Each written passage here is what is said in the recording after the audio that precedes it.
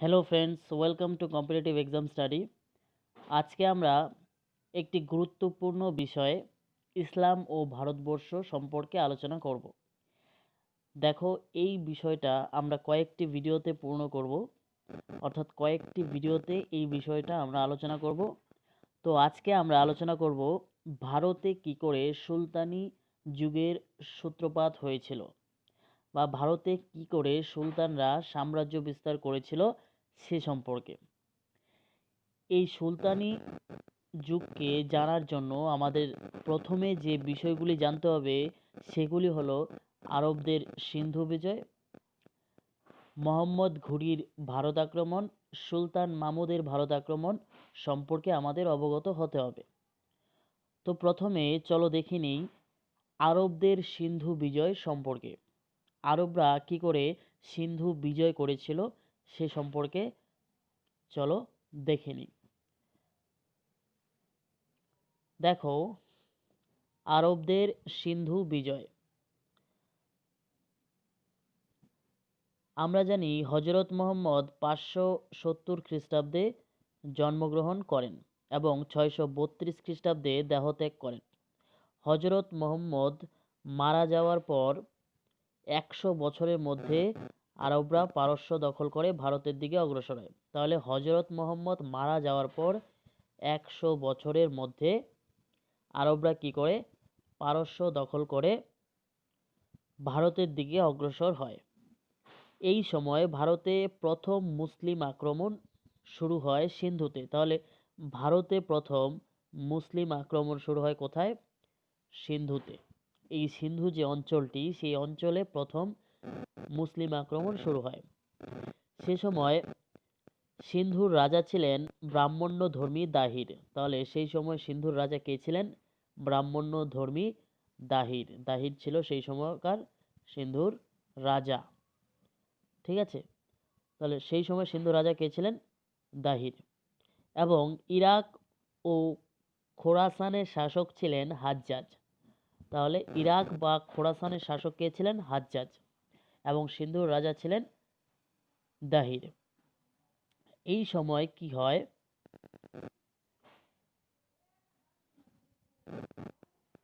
হাজ্জাজ ভারতে আরব বা তুর্কি আক্রমণের সূচনা করেন। তাহলে হাজ্জাজ কি করে? ভারতে আরব বা তুর্কি আক্রমণের সূচনা করেন। তাহলে ভারতে যদি প্রশ্ন আসে যে ভারতে আরব বা তুর্কি আক্রমণের সূচনা কে করেন? হাজ্জাজ। তিনি পরপর দুটি অভিযানে সিন্ধুতে প্রেরণ করেন। তাহলে হাজ্জাজ কি করেছিল? পরপর দুটি অভিযান কিন্তু সিন্ধুতে প্রেরণ করেছিল। কিন্তু এই দুটি অভিযানেই ব্যর্থ হয়। তখন 711 খ্রিস্টাব্দে হাজ্জাজ তার ভ্রাতৃপুত্র ও জামাতা মোহাম্মদ বিন কাসিমকে তৃতীয় অভিযানের সেনানায়ক করে পাঠান। তার মানে হাজ্জাজ কি করছিল? সিন্ধুতে পরপর দুটি আক্রমণ করেছিল, কিন্তু কি হয় এই দুটি অভিযানে কি হয়? ব্যর্থ হয়। সেজন্য কি করেছিল? 711 খ্রিস্টাব্দে কি করেছিল? হাজ্জাজ তার জামাতা মোহাম্মদ বিন কাসিমকে সেনানায়ক করে পাঠান। এবং মোহাম্মদ বিন কাসিম কি করে? 712 খ্রিস্টাব্দে মোহাম্মদ বিন কাসিম সিন্ধুর এক বন্দর দেবল দখল করে এবং একের পর এক সিন্ধুর নগরগুলি অধিকার করেন। দেশের এই সংকটকালে রাজা দাহিরের হাতে নির্যাতিত জাঠম, মের ও বৌদ্ধরা দলে দলে স্বদেশের বিরুদ্ধে শত্রু পক্ষে যোগ দেয়। সেই সময় যখন সিন্ধুর রাজা দাহির ছিল, সেই দাহির কি করছিল? দাহির যে সিন্ধুর যে অধিবাসী ছিল জাঠম, মের ও বৌদ্ধদের উপর কি অত্যাচার করত, সেজন্য এরা কি করেছিল? এরা স্বদেশের বিরুদ্ধে শত্রু পক্ষে যোগ দিয়েছিল, অর্থাৎ মোহাম্মদ বিন কাসিমের সঙ্গে চলে গিয়েছিল। এবং পুরস্কারের লোভে অনেক হিন্দু সামন্তও আরবদের সাহায্য করে। নিরুন দখল করে মোহাম্মদ বিন কাসিম সিন্ধু আক্রমণ করলে সেই যুদ্ধে দাহির পরাজিত ও নিহত হয়। তাহলে মোহাম্মদ বিন কাসিম কি করে? নিরুন দখল করে সিন্ধু আক্রমণ করলে এই সিন্ধু আক্রমণের সময় দাহির কিন্তু পরাজিত হয়। তাহলে মোহাম্মদ বিন কাসিম কে ছিল? মোহাম্মদ বিন কাসিম হাজ্জাজের জামাতা ছিল এবং হাজ্জাজ কি করেছিল? হাজ্জাজ সিন্ধু যখন আক্রমণ করেছিল, দুবার সিন্ধু আক্রমণ করার পর কি হয়েছিল? ব্যর্থ হয়েছিল। ওই জন্য হাজ্জাজ কি করলো? তৃতীয় অভিযানে মোহাম্মদ বিন কাসিমকে সেনানায়ক করে পাঠিয়েছিলেন এবং 712 খ্রিস্টাব্দে মোহাম্মদ বিন কাসিম কি করে? দেবল দখল করে এবং একের পর এক সিন্ধু নগরগুলি অধিকার করে। এই সময় মোহাম্মদ বিন কাসিম কি করে? দাহিরকে পরাজিত ও নিহত করে।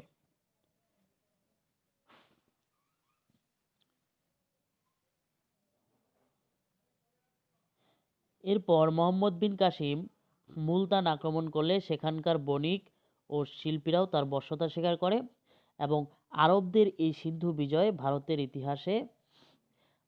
ইতিহাসের উপর কোনো ছায়া বিস্তার করতে পারেনি।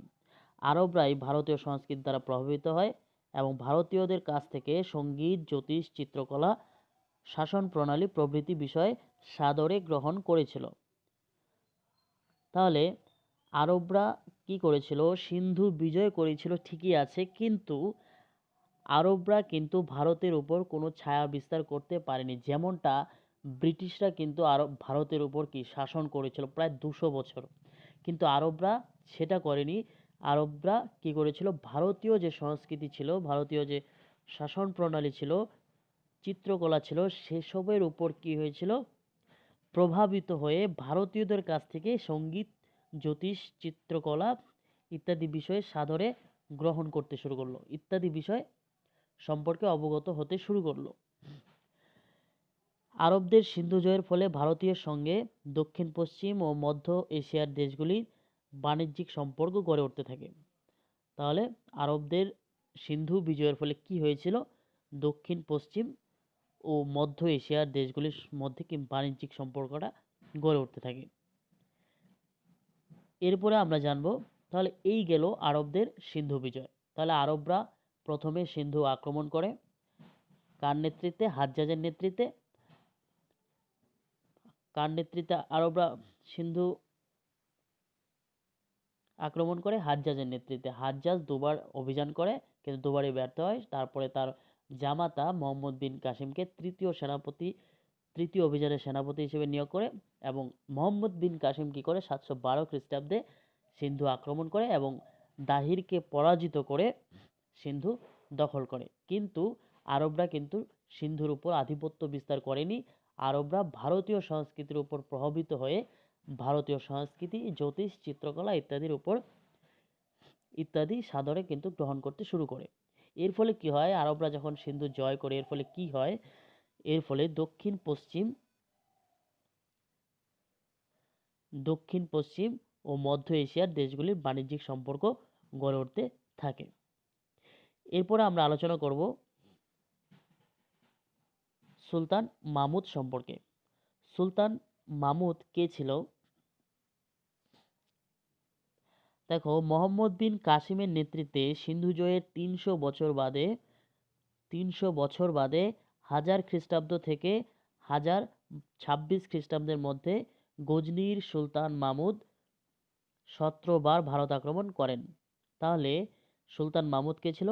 সুলতান মাহমুদ কে ছিল? গজনির সুলতান, গজনির রাজা ছিল। তিনি মোহাম্মদ বিন কাসিমের সিন্ধু জয়ের 300 বছর বাদে কিন্তু 1000 খ্রিস্টাব্দ থেকে 1026 খ্রিস্টাব্দের মধ্যে 17 বার ভারত আক্রমণ করেছে। তাহলে 17 বার ভারত আক্রমণ কে করে? সুলতান মাহমুদ। সুলতান মাহমুদ কিন্তু 17 বার ভারত আক্রমণ করেছিল। এরপরে তিনি কি করে? সুলতান মাহমুদ একজন লোভী, লুণ্ঠনকারী রূপেই পরিচিত ছিল। ভারতে রাজ্য স্থাপনের কোনো ইচ্ছা তার ছিল না। ইসলাম ধর্মের প্রসার ও ভারতের ধন সম্পদ লুট করাই ছিল তার একমাত্র লক্ষ্য। সুলতান মাহমুদের ভারত অভিযানের মূল উদ্দেশ্য ছিল এটাই। তাহলে সুলতান মাহমুদ গজনির সুলতান ছিল। তিনি হাজার থেকে 1026 খ্রিস্টপূর্বাব্দের মধ্যে এই এত বছরের মধ্যে অর্থাৎ ২৬ বছরে তিনি ১৭ বার ভারত আক্রমণ করেছিলেন। তার ইচ্ছা কী ছিল, তার উদ্দেশ্য কী ছিল? ধন সম্পদ লুট করা। সাধারণত তিনি একজন লোভী এবং লুণ্ঠনকারী রূপেই পরিচিত ছিল। সভাসদ আল বিরুনি রচিত তহকিক-ই-হিন্দ গ্রন্থ থেকে জানা যায় যে ভারতে অস্থির রাজনৈতিক পরিস্থিতির সুযোগে উৎসাহিত হয়ে 1000 খ্রিস্টাব্দে সুলতান মাহমুদ সর্বপ্রথম ভারত আক্রমণ করেন এবং 1001 খ্রিস্টাব্দে দ্বিতীয় অভিযানে শাহিরাজ জয়পালকে পরাস্ত করেন। তাহলে তিনি ভারতের অস্থির রাজনৈতিক পরিস্থিতির সংযোগে কিন্তু উৎসাহিত হয়ে 1000 খ্রিস্টাব্দে সুলতান মাহমুদ কী করে সর্বপ্রথম ভারত আক্রমণ করেন। 1000 খ্রিস্টাব্দে ভারত আক্রমণ করেন এবং 1001 খ্রিস্টাব্দে তিনি দ্বিতীয় অভিযানে কী করে শাহিরাজ জয়পালকে কী করে পরাস্ত করে। শাহিরাজ জয়পালকে কী করে পরাস্ত করে। অপমানের জ্বালায় জয়পাল অগ্নিকুণ্ডে প্রাণ বিসর্জন দেন। তাহলে শাহিরাজ জয়পালকে যখন পরাস্ত করে সেই সময় জয়পাল কী করে, জয়পাল অগ্নিকুণ্ডে প্রাণ বিসর্জন দেন অপমানের জ্বালায়। এরপরে সুলতান মাহমুদ কী করে 1008 থেকে 1009 খ্রিস্টাব্দে জয়পালের পুত্র আনন্দপালকে পরাজিত করেন এবং পাঞ্জাব সুলতান মাহমুদের হাতে চলে যায়। তাহলে 1001 খ্রিস্টাব্দে কাকে পরাস্ত করে? জয়পালকে। এরপরে 1008 থেকে 1009 খ্রিস্টাব্দে কী করে জয়পালের পুত্র আনন্দপালকেও পরাজিত করে এবং পাঞ্জাব কী করে সুলতান মাহমুদের হাতে চলে যায়। 1018 খ্রিস্টাব্দে কী হয়? 1018 খ্রিস্টাব্দে কনৌজের বিরুদ্ধে অভিযানে তিনি মথুরা ও কনৌজ নগর দুটি ধ্বংস করেন। তাহলে 1018 খ্রিস্টাব্দে তিনি কী করেছিলেন? মথুরা ও কনৌজ নগর দুটি কিন্তু ধ্বংস করেছিলেন এবং প্রচুর ধন সম্পদ লুট করেন। 1025 খ্রিস্টাব্দে দুঃসাহসিক অভিযানে মাহমুদ গুজরাটের বিখ্যাত সোমনাথ মন্দির ধ্বংস করেন। তাহলে গুজরাটের বিখ্যাত সোমনাথ মন্দির কে ধ্বংস করেন? সুলতান মাহমুদ। তাহলে এই ছিল সুলতান মাহমুদের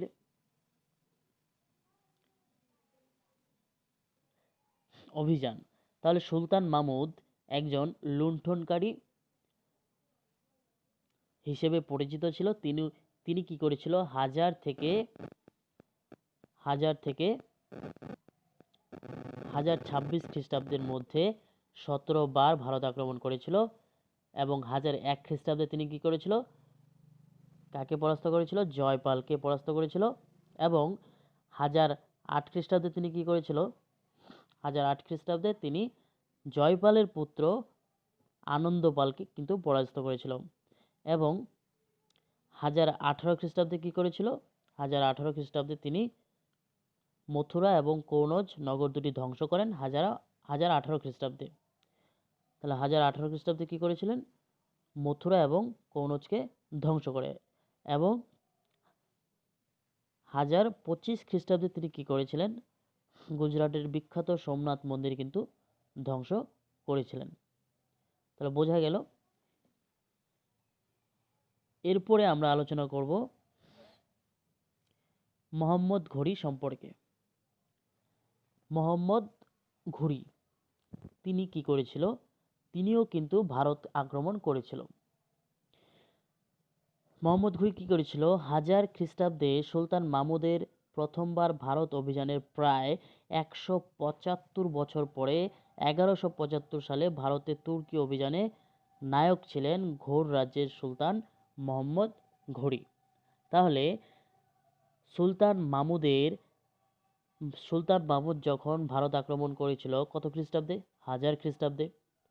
সুলতান মাহমুদের 175 বছর পর, কত বছর পর? 175 বছর পর, অর্থাৎ 1175 খ্রিস্টাব্দে কিন্তু মোহাম্মদ ঘুরি, যিনি ঘোর রাজ্যের সুলতান ছিলেন, তিনি ভারত আক্রমণ করেন, অর্থাৎ তুর্কি অভিযানের নায়ক ছিলেন। ঠিক আছে। এরপরে কি করে? আফগানিস্তানের গজনি ও হিরাটের মধ্যবর্তী অঞ্চলে অবস্থিত ছিল ঘোর রাজ্য। ঘোর রাজ্যটা কোথায় ছিল? আফগানিস্তানের গজনি ও হিরাটের মধ্যবর্তী স্থানে কিন্তু ছিল আফগানিস্তানের গজনি ও হিরাটের মধ্যবর্তী স্থানে কি ছিল?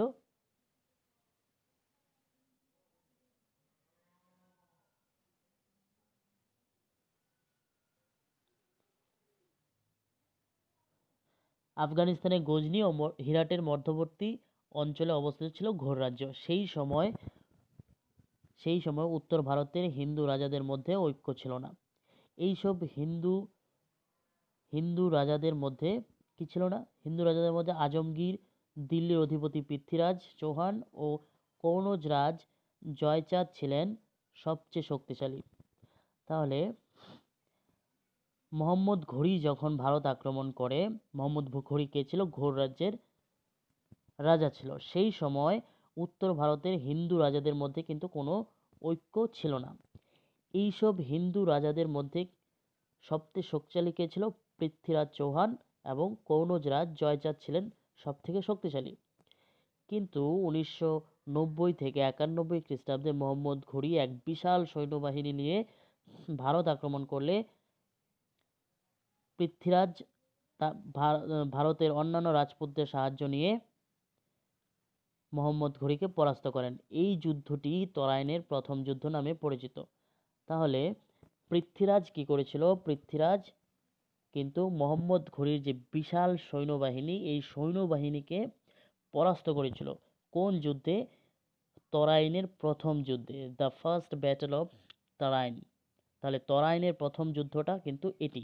1190 থেকে 91 খ্রিস্টাব্দে মোহাম্মদ ঘুরি কি করেছিল? বিশাল সৈন্যবাহিনী নিয়ে ভারত আক্রমণ করলে পৃথ্বীরাজ চৌহান কিন্তু সেই সৈন্যবাহিনীকে আটকায় এবং মোহাম্মদ ঘুরিকে পরাস্ত করে।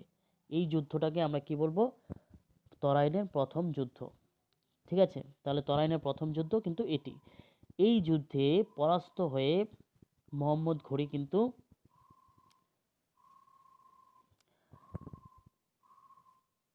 এই যুদ্ধে পরাজিত হয়ে মোহাম্মদ ঘুরি একেবারেই হতাশ হয়ে যায়নি। পরের বছর অর্থাৎ 1192 খ্রিস্টাব্দে মোহাম্মদ ঘুরি বিশাল সৈন্যবাহিনী নিয়ে এসে তরাইনের দ্বিতীয় যুদ্ধে, সেকেন্ড ব্যাটল অফ তরাইন, পৃথ্বীরাজকে পরাজিত ও নিহত করে দিল্লি ও আজমগীর দখল করে। তাহলে মোহাম্মদ ঘুরি যখন প্রথম তরাইনের যুদ্ধে হেরেছিল, তারপরে কিন্তু তিনি হতাশ হয়নি। তিনি কি করেছিল? 1192 খ্রিস্টাব্দে আবার বিশাল সৈন্যবাহিনী নিয়ে ভারত আক্রমণ করে এবং পৃথ্বীরাজ চৌহানকে কি করে? পরাজিত ও নিহত করে। এরপরে দিল্লি ও আজমগীর দখল করে। তাহলে দিল্লি ও আজমগীর কি করে? দখল করে তরাইনের দ্বিতীয় যুদ্ধে পৃথ্বীরাজ চৌহানকে পরাজিত করে। এরপরে কি করে? এরপরে মিরাট, বুন্দালগড়, আলীগড় প্রভৃতি অধিকার করে নেয়। এরপরে মিরাট, বুন্দালগড়, আলীগড় অধিকার করে নেয়। তখনও কনৌজ রাজ শক্তিশালী ছিল। তখনও কি ছিল? কনৌজ রাজ শক্তিশালী ছিল। পরের বার ভারত অভিযানে এসে মোহাম্মদ ঘুরি কনৌজ রাজ্যও জয় করে নেয় এবং ধীরে ধীরে গুজরাট, গোয়ালিয়র, বারাণসী, বুন্দেলখণ্ড প্রভৃতি অধিকার করেন। এমনকি বাংলা পর্যন্ত অধিকার বিস্তার করেন।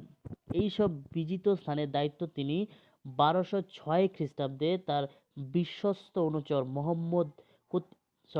কুতুবউদ্দিন আইবকের হাতে অর্পণ করেন। তাহলে এইসব যে তিনি জয় করেছিলেন, অর্থাৎ তার সাম্রাজ্য যে বিস্তার করেছিলেন, সেই সাম্রাজ্যকে, ভারতের যে সাম্রাজ্য, সেই সাম্রাজ্যকে তিনি কুতুবউদ্দিন আইবকের হাতে কিন্তু অর্পণ করেন।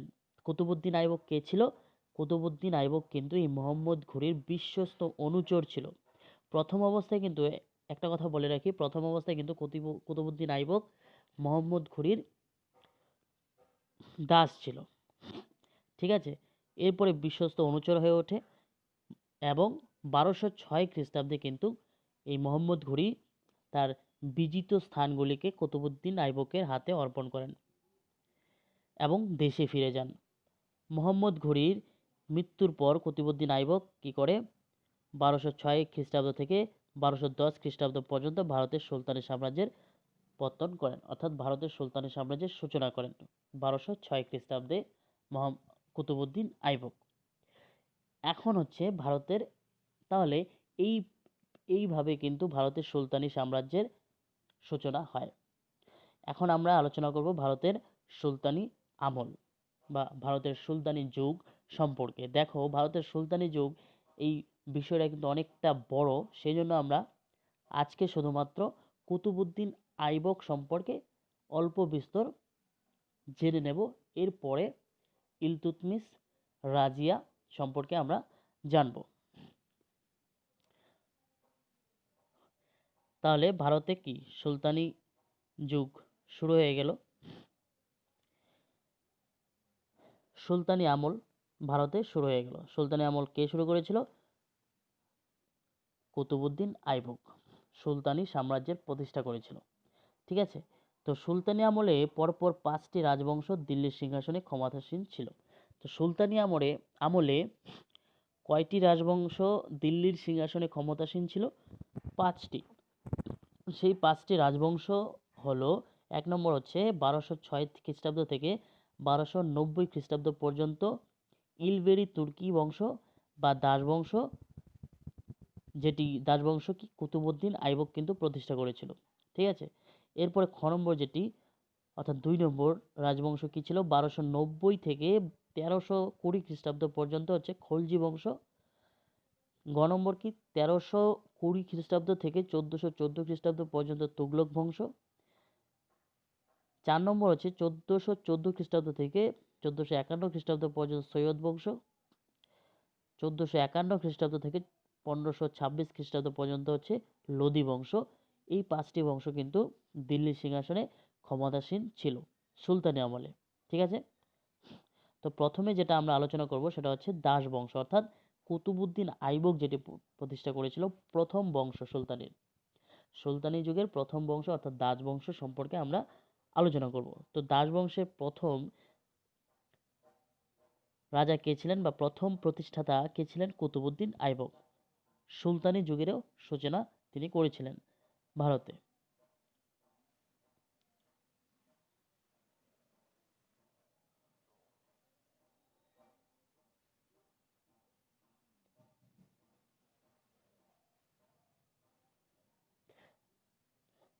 তাহলে আমরা দেখলাম যে মোহাম্মদ ঘুরি যখন তরাইনের প্রথম যুদ্ধে পৃথ্বীরাজ চৌহানের কাছে কি হেরেছিল, সেই সময়